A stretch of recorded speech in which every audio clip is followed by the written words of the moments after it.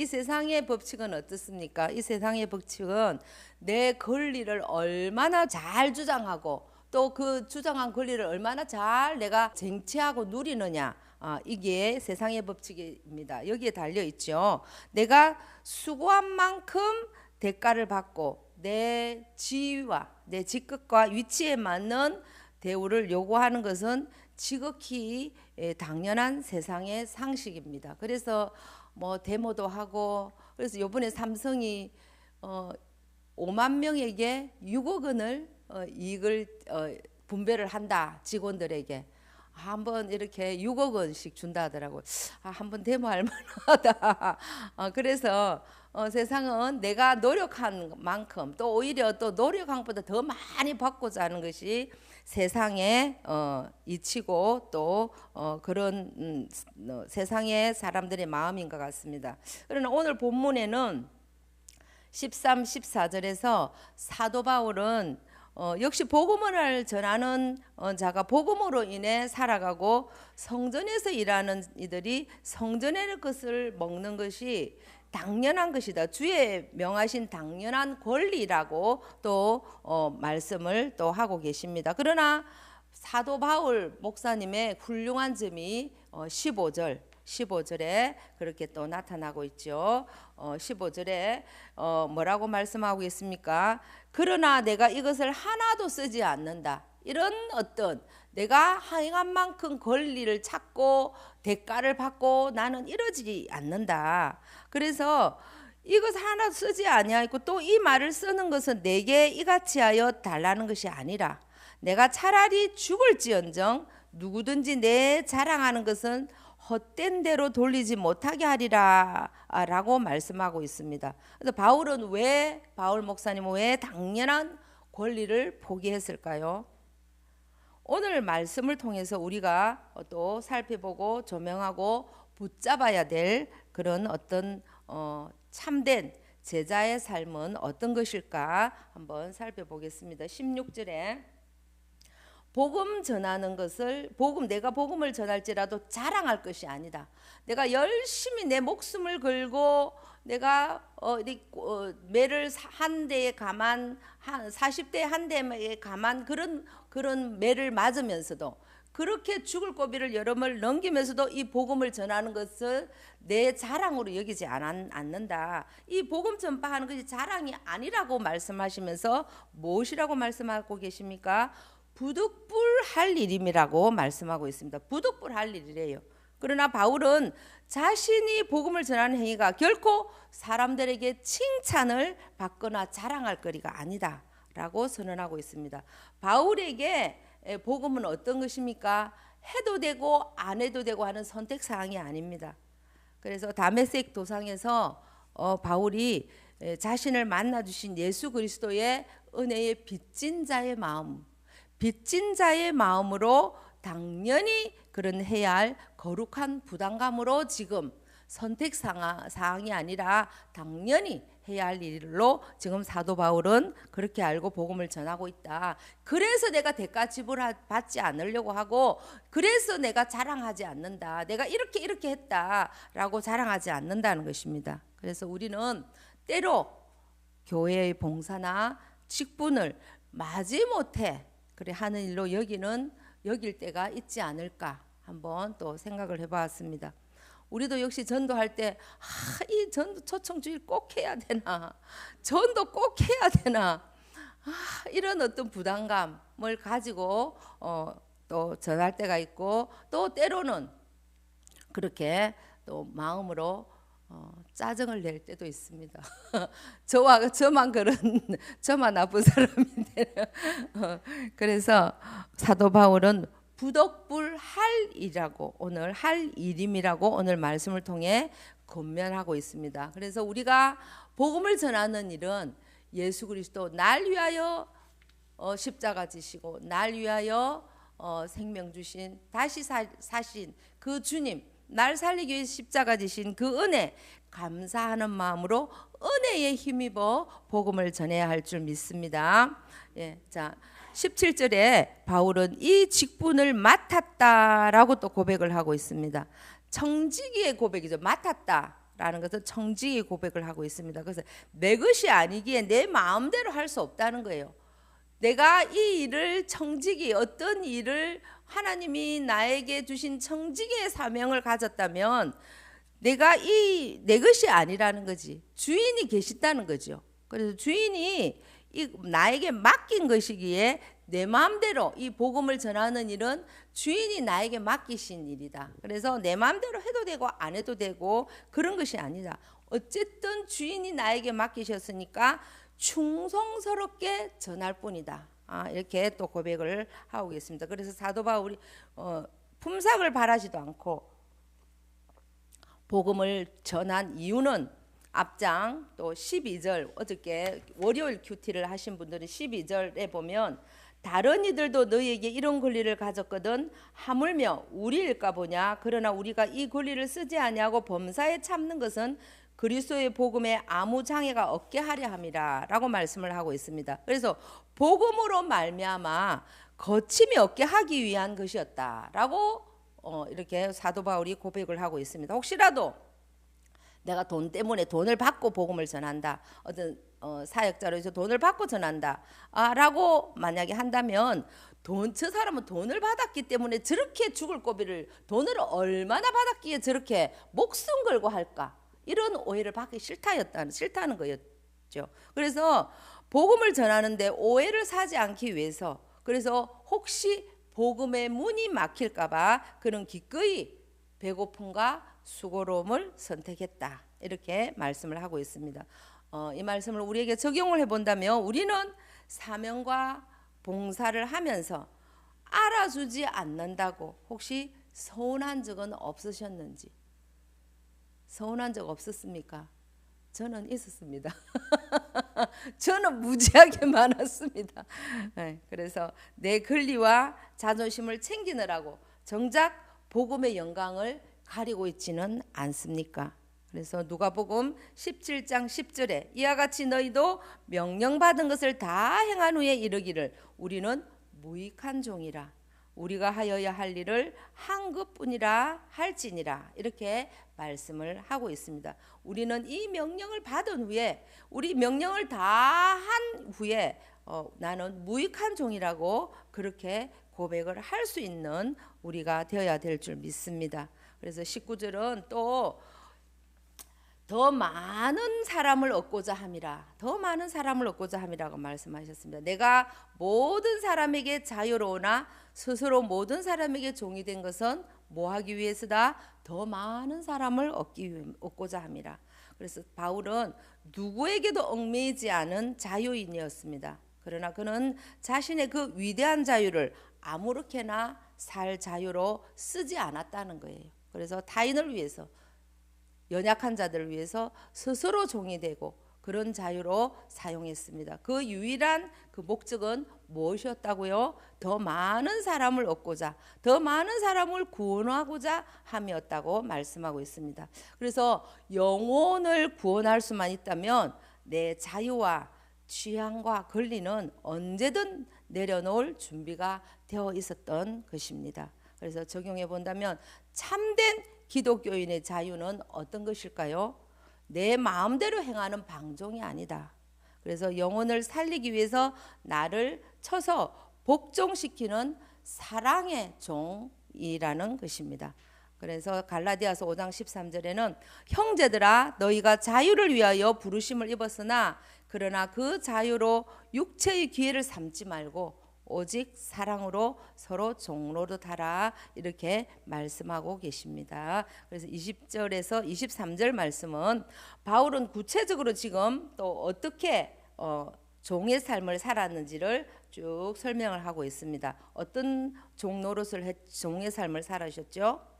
유대인들에게는 유대인같이 살았대요. 그래서 유대인들이 율법에 매여 있는 그 유대인들 앞에 가면 율법의 매인자처럼 그렇게 살았고, 율법이 없는 이방인들에게는 율법이 없는 자같이 또 그렇게 살았다. 그리고 연약한 자들에게는 나도 연약한 자처럼 그렇게 살았다는 거죠. 이 말은 또 우리가 잘못 오해하면 어떻습니까? 여기 붙었다 저기 붙었다는 기회주의자로 보일 수가 있다는 거예요. 그러나 그 말씀이 아니다. 복음이라는 본질은 반드시 지키되 전달하는 방법과 태도를 지금 말씀을 하고 있는 거예요. 그래서 무한히 부드러워지고 유연해지는 또 선교적 유연성을 가지라는 말씀인 줄 믿습니다. 그래서 24일 날 그 말씀을 전할 때 목사님께서 복음의 유연함과 굳건함을 가져라 이렇게 말씀하셨어요. 복음의 중심은 분명히 지키되 내가 그 사람과 같이 되어 연약한 자의 한테 갔을 때는 연약한 자, 그래서 그들을 전도하고자 하다가 오히려 또 전도당해 가는 사람들도 있어요. 오히려 전도당해 가는 사람들도 굉장히 많더라고요. 특별히 제가 경험한 그 청소년, 제가 처음에 교회 왔을 때 청소년부를 맡았는데 어떤 한 여자애가 전도당해 갔어요. 일진에 딱 가서 그 반에 그 일진 아이들을 전도하려고 갔는데 지가 전도되어 집 나가 부르더라고. 그래가지고 그 이름은 밝히지 않겠습니다. 그런 여학생이 있습니다. 네. 그래가지고 우리는 복음의 중심은 반드시 가지고 유연함으로 우리는 믿지 않는 자들에게 복음의 굳건함을 지키면서 전해야 되겠다. 그래서 5월 24일 날 주일 말씀에서 목사님께서 조금 전에 말씀했듯이 복음을 전하는 태도와 방법을 분명히 우리에게 말씀해 주셨습니다. 뭐라고 말씀하셨죠? 카멜레온 같이 되어야 된다. 카멜레온이 색깔이 그 나무에 붙으면은 나무 색깔로, 풀 속에 가면 풀 속에, 또 주변 환경의 어떤 그 변화에 몸의 색깔을 바꿔가면서 살아가고 있지만 카멜레온이라는 그 본성은 어때요? 버리지 않습니다. 그래서 우리도 그런 모습으로 그렇게 환경을 잘 우리가 유용하면서 그렇게 복음을 전해야 될 줄 믿습니다. 그래서 9장 22절에서 23절, 내가 여러 사람에게 여러 모습이 된 것은 아무쪼록 몇 사람이라도 구원하고자 하미니 내가 복음을 위하여 모든 것을 행함은 복음에 참여하고자 함이라 이렇게 말씀하고 있습니다. 이것은 하늘 보좌를 버리고 인간의 몸을 입어서 우리 곁에 오신 예수님의 모습을 보면 어떻게 해야 할지 잘 깨달아 알 수 있습니다. 하나님이신 예수님이 우리 낮고 낮은 이 천한 죄인의 모습으로 오셨다. 죄인의 몸을 입고 오셨다는 거예요. 그래서 그 연약한 모습으로 우리에게 비치시면서도 그 강인함은 마음속에 있는 그 강함, 우리를 사랑하시는 그 사랑은 버리지 않으시고 끝까지 우리 곁에서 우리를 구원하신 그 주님을 생각한다면 우리가 어떤 모습으로 복음을 전해야 할지를 잘 표본이 되어질 수 있습니다. 로마서 15장 1절에서 2절에 보면 믿음이 강한 우리는 마땅히 믿음이 약한 자의 약점을 담당하고 자기를 기쁘게 하지 아니할 것이라. 우리 각 사람이 이웃을 기쁘게 하되 선을 이루고 덕을 세우도록 할지니라 라고 말씀하고 있습니다. 교회 안에서는 믿음이 약한 자를, 교회 밖에서는 믿지 않는 자를 우리는 그렇게 연약한 자들에게 갈 때는 연약한 모습으로, 강한 자에게는 강한 모습으로 그렇게 담당하라고 하고 계십니다. 그래서 새생명 축제를 앞두고 복음을 전하고 있는 우리 미라클 성도님들께서는 모두가 이 사도 바울의 모습으로 복음 전하고 계시는 줄 믿습니다. 그래서 오늘 본문의 마음으로 베스트를 만나고 또 전도하고 그렇게 하고 계신 줄 믿습니다. 나를 살려주시고 또 내 가정, 내 자녀를 살려주신 예수님의 십자가, 그 예수님의 십자가가 복음이 아니었다면 나도 역시 오늘 우리 베스트들이 살고 있을 그 절망의 삶을 살 수밖에 없습니다. 그러나 지옥으로 끌려가고 있는 줄도 모르고 끌려가고 있었을 것이라는 거예요. 그래서 복음을 주신 예수 그리스도의 은혜에 감사하는 마음으로 오늘도 그 은혜 보답하는 그 복음 전하는 삶 잘 살아내시는 저와 여러분 되기를 주님의 이름으로 소망합니다. 그래서 우리가 스스로 종의 자리에 내려갈 때 세상은 우리를 통해서 왕이신 예수 그리스도를 보게 될 줄 믿습니다. 그래서 이 영광스러운 복음의 역사에 동참하시는 저와 여러분 되시기를 주님의 이름으로 소망합니다. 아멘. 그래서 어떤 미국 상원 의원이 자기 집에 벨기에 대사를 초청하여서 이제 이렇게 식사를 대접하고자 하는 자리를 만들기로 하였습니다. 근데 한 가지 고민이 있었어요. 이 미국 상원 의원이 어떤 고민이 있었냐면 자기 아버지는 누구를 만나든 예수를 복음을 전하는 거예요. 그래서 이제 이게 고민이 됐는 거예요. 자기 아버지를 불러서 아버님께 부탁을 드려서 아버님 이번에 벨기에 대사를 초청할 건데 이번만은 절대로 복음을 전하지 말아 주십시오라고 부탁을 했어요. 그러니까 이 아버지는 이제 뭐 대답을 했는지 안 했는지 모르겠지만 그래서 이제 그 벨기에 대사를 초청을 했습니다. 그런데 이 아버지는 이제 아버지와 이 벨기에 대사를 인사시키는 가운데 어김없이 당신은 예수 그리스도를 믿습니까? 그리스도인입니까? 이렇게 이제 복음을 전했어요. 그리고 이제 시간이 흘러서 이 아버님이 돌아가셨어요. 근데 돌아가시고 많은 사람들이 이제 화환을 보내고 그렇게 막 이렇게 조문을 하는데 그 중에서 그 많은 하안들 가운데 아주 제일 멋지고 화려한 아주 멋진 하안이 딱 하나 도착을 했는데 그곳에는 뭐라고 쓰여 있느냐?